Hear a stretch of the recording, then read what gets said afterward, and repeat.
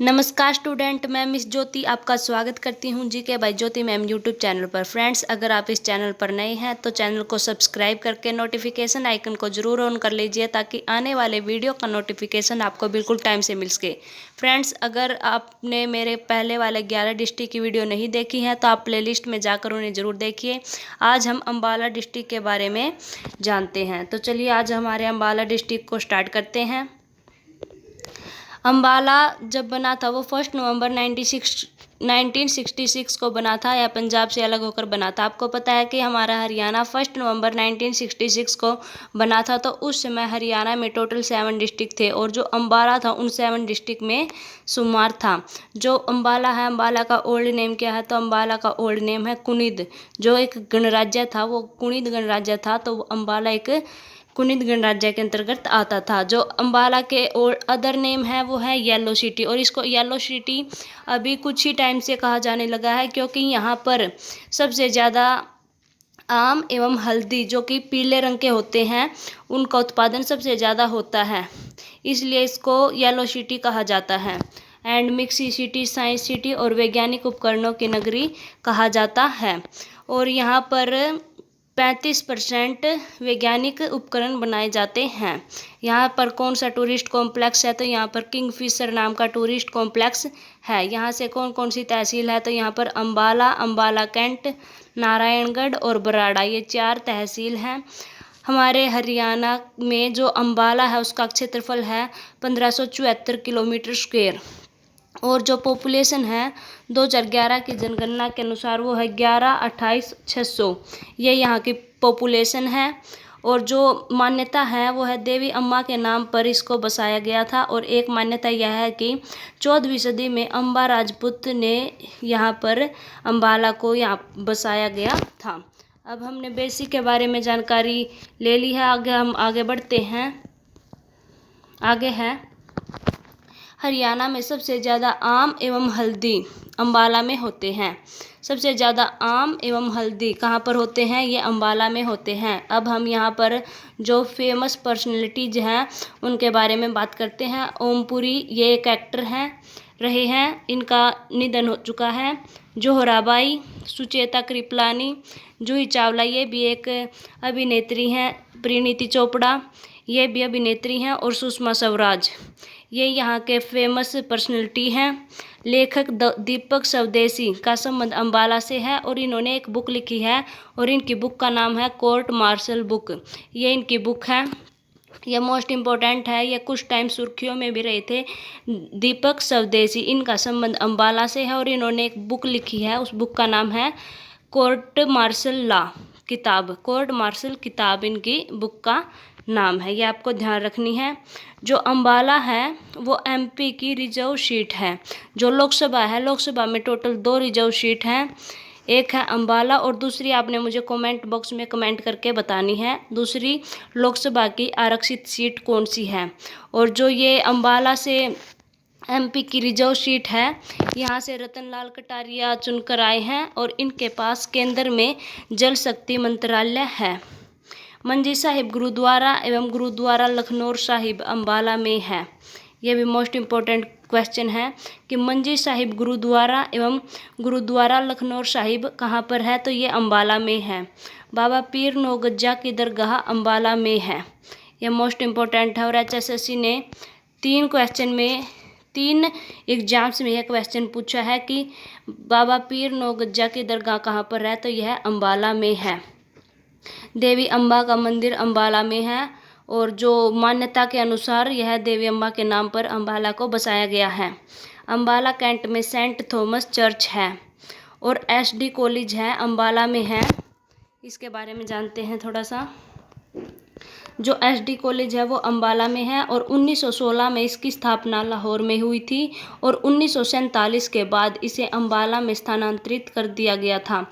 और जो सुषमा स्वराज हैं इन्होंने अपनी ग्रेजुएशन की पढ़ाई इसी कॉलेज से कंप्लीट की है। ये मोस्ट इम्पोर्टेंट क्वेश्चन है कि सुषमा स्वराज ने अपनी ग्रेजुएशन की पढ़ाई कौन से कॉलेज से कंप्लीट की है? तो वो SD कॉलेज अम्बाला से कंप्लीट की है। अम्बाला की सेंट्रल जेल में 15 नवंबर 1949 को नथुराम गोडसे को फांसी दी गई थी। जो अम्बाला में सेंट्रल जेल है। आपने मुझे कमेंट बॉक्स में ये बताना है कि पूरे हरियाणा में टोटल कितनी सेंट्रल जेल है और वो कहाँ कहाँ पर है। तो अम्बाला की जो सेंट्रल जेल है वहाँ पर 15 नवंबर 1949 को नथुराम गोडसे को फांसी दे दी गई थी। 1857 की क्रांति की शुरुआत हरियाणा में अम्बाला से हुई थी। जो 1857 में क्रांति हुई थी उसकी शुरुआत हरियाणा में अम्बाला से हुई थी। और अम्बाला को लाला राय बहादुर मुरलीधर की कर्मभूमि कहा जाता है।